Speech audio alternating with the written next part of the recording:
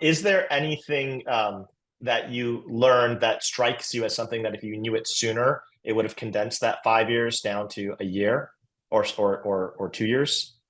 Yes, absolutely. It's my favorite mantra for brand building, which is you can't be all things to all people.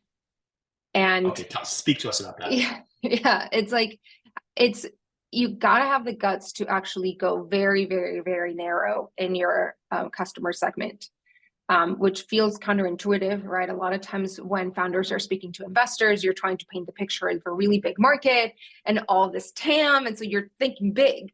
But when you're actually going about acquiring your customers, you have to think very niche. The riches are in the niches, they say too, right?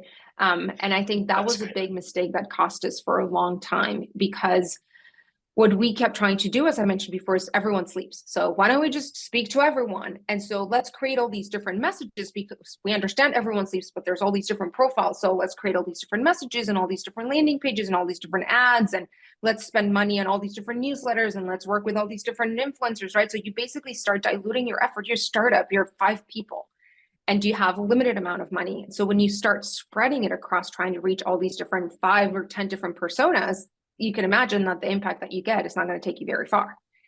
Instead, what happened for us in 2019 when we launched the pod is prior to launching, we went through an exercise of completely repositioning the brand and really understanding who is our customer, how do we hone into just one segment, and then from there, everything became easier. I don't want to say that everything in the business is easier, but from a customer acquisition and understanding where we should deploy our money, who we should be speaking to, even what press do we want to show up in, what stories do we want to tell, just all of that aligned because we knew exactly who we wanted to talk to.